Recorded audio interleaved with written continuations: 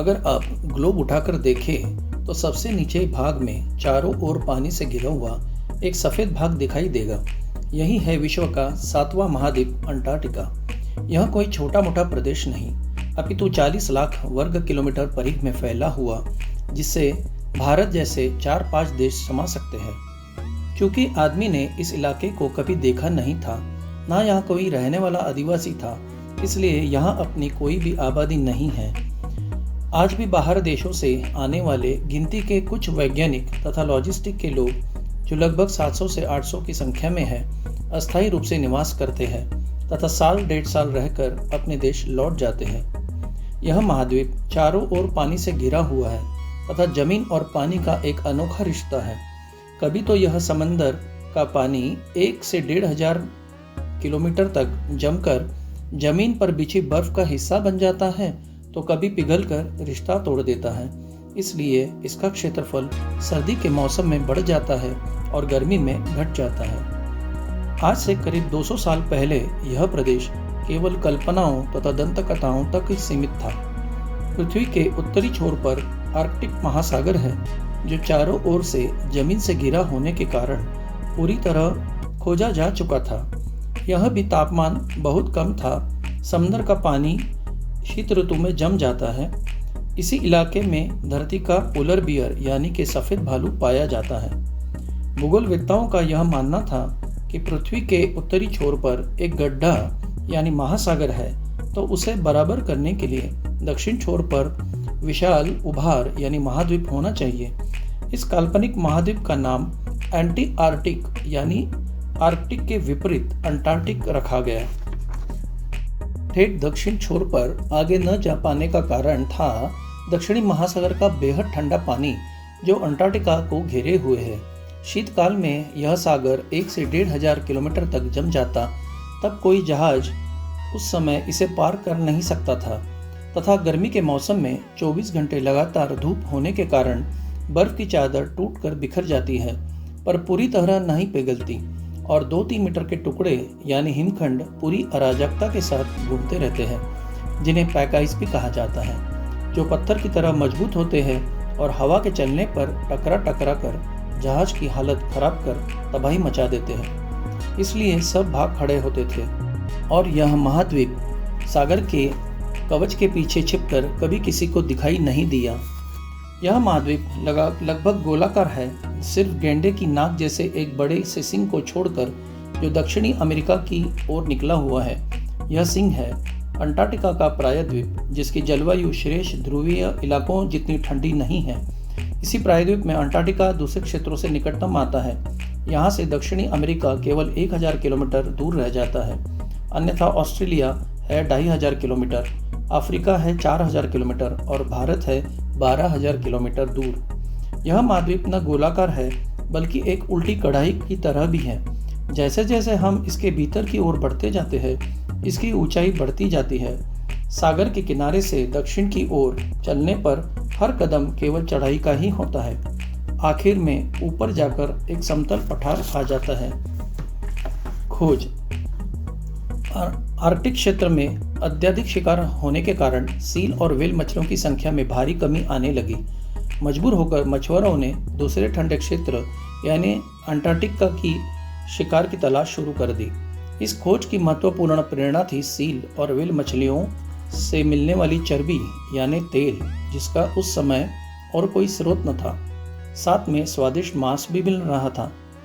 कभी मारे न जाने के कारण दक्षिणी महासागर के द्वीपों में विशाल झुंड मिलने लगे। जैसे जैसे शिकार कम होती गई, वैसे वैसे मछुआरे और अधिक दक्षिण की ओर बढ़ने लगे। इन मछुआरों से नई नई द्वीपों की खबर मिलने लग गई, जिससे कई देश के शासकों की नई जमीनों के सपने दिखने लगे और इंग्लैंड, रूस, अमेरिका के जहाज दक्षिण महासागर में चक्कर लगाना शुरू कर दिया। जब व्हेलों को मार मार कर कई इलाकों में एकदम साफ कर दिया, तब धंधे में फ़ायदा कम होने लगा। ज़रूरत महसूस हुई कि नए इलाके ढूंढे जाए और उसी समय नॉर्वे का एक मछुआरा जहाज इसी तरह की खोज में अंटार्कटिका प्रायद्वीप के पास निकला हुआ था। इस जहाज में पर बोर्शग्रेविक नाम का एक शौकिया खोजी था, जो ऑस्ट्रेलिया में बसा हुआ नॉर्वे का एक प्रवासी था। यह तरह तरह के वैज्ञानिक नमूने एकत्र करता था। इनका जहाज एक जैसे स्थान पर पहुंचा जहां किनारे जाना संभव लग रहा था। एक दिन जहाज में से छोटी नाव उतारी गई और 7 लोगों का एक दल तट पर पहुंच गया, जिसमें बोर्शग्रेविक भी था। अंटार्कटिका की जमीन पर किसी आदमी का यह पहला कदम था।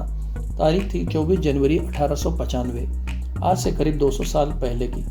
बोर्शग्रेविक हालांकि उस समय दल का एक सामान्य सदस्य ही था जिसने अंटार्कटिका पर पहला कदम रखा था, पर उसका नाम एक अन्य कारण से महत्वपूर्ण है। ऑस्ट्रेलिया वापस जाकर वह एक नए अभियान की तैयारी करने लगा।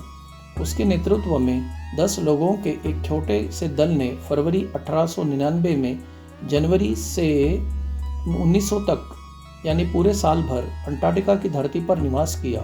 यह थी अंटार्कटिका की पहली विंटर टीम जिसने शीतकाल की सर्दी को महसूस किया, सारे भयानक तूफानों की मार सही, एक साल मानव सभ्यता से पूरी तरह कटे रहने का एकांत झेला और महीनों लंबी पोलर नाइट यानी ध्रुवीय रात को वाकई देखा।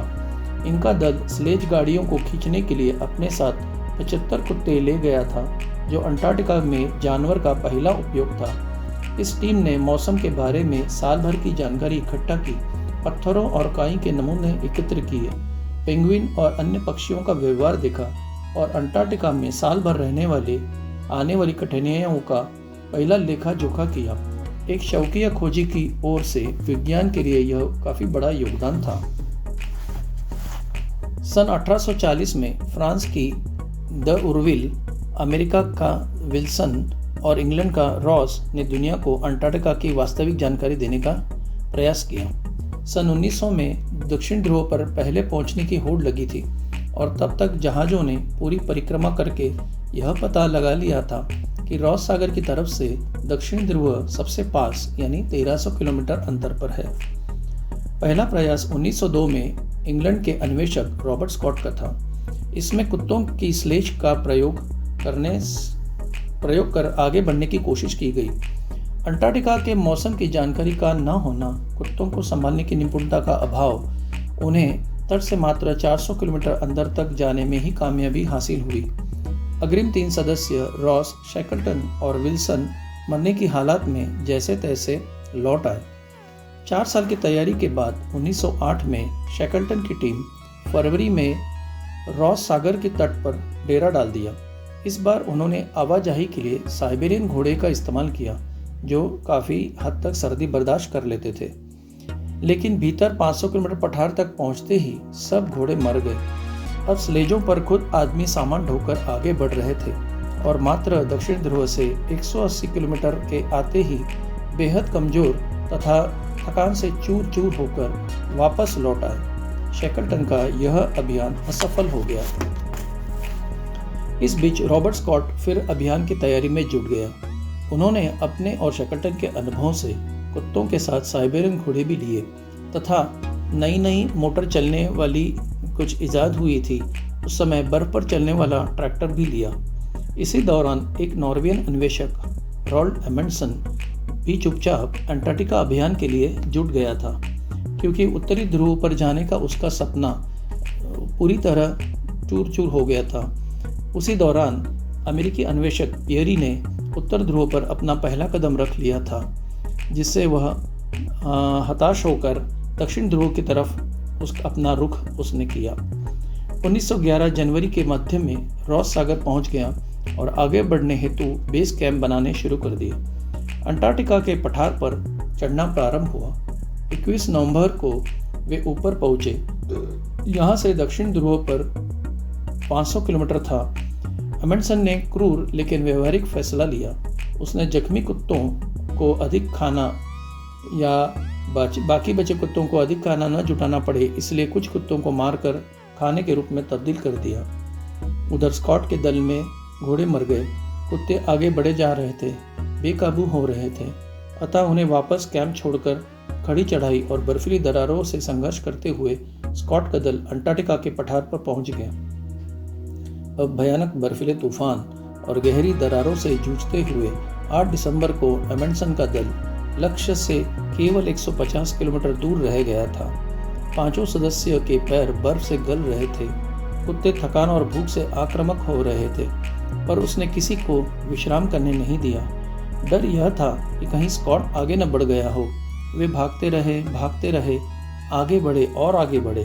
अचानक उनके कदम रुक गए, क्योंकि उन समय सभी के यंत्र बता रहे थे कि वे ठीक दक्षिण ध्रुव पर खड़े हैं। वह दिन था 14 दिसंबर 1911 दोपहर के 3 बजे थे। वह दक्षिण ध्रुव पर पहुंच चुके थे।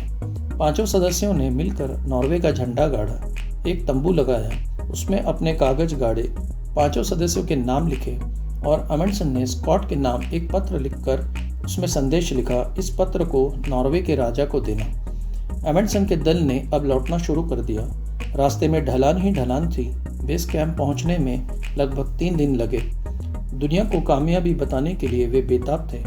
जहाज पर सामान लद कर जहाज चल पड़ा।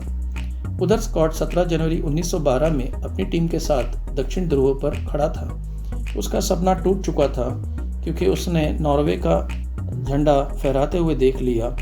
मात्र 34 दिन के फर्क से वह हार गया था। थके और टूटे हुए दिल से स्कॉट की टीम बचा कुचा राशन खींचते हुए उतर रही थी। बेहद थकान, बर्फीले घावों और स्कर्वी रोगों से पीड़ित थे। सबसे बड़ा दर्द था मानसिक निराशा। खाना लगभग खत्म हो चुका था। 2 दिन भूखे रहकर चलकर किसी तरह पहले भंडार तक पहुंच गए। वहां पहुंचने पर भोजन तो मिला, पर उनकी हालत बहुत खराब थी।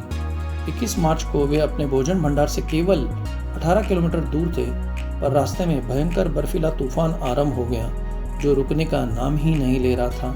और तूफान तो 5 दिन चलता रहा। उसके पास बचा हुआ खाने का एक एक टुकड़ा खत्म हो गया था। बचने की कोई उम्मीद नजर नहीं आ रही थी। 1 साल बाद खोजी दल को स्कॉट तथा अन्य 2 सदस्यों के जमे हुए शव मिले। आज ठीक दक्षिण ध्रुव पर अमेरिका का वैज्ञानिक केंद्र है, जो अमेंडसन स्कॉट के नाम से जाना जाता है। अब तक अछूते रहे इस महाद्वीप पर सभी खोजी देश यानी Norway, England, France, Argentina, Chile, Australia और न्यूजीलैंड अपना हक जताते हुए बंटवारे की बात करने लगे, पर यह सभी तटीय भाग तक ही पहुंच पाए थे। बंटवारा होगा तो केंद्र बिंदु से यानी दक्षिण ध्रुव से होगा। अमेरिका और रशिया को यह मंजूर न था, इसलिए थे दक्षिण ध्रुव पर अमेरिका ने अमेंडसन स्कॉट स्टेशन बना दिया और रशिया ने वोस्टक नामक स्टेशन भौगोलिक दक्षिण ध्रुव पर बनाया। अपितु बंटवारा न हो सका और बाद में दोनों देशों ने अपने 4-5 स्टेशन अंटार्कटिका में बनवाए। सभी देशों ने मिलकर एक संधि की, जिसको अंटार्कटिका ट्रीटी के नाम से जाना जाता है।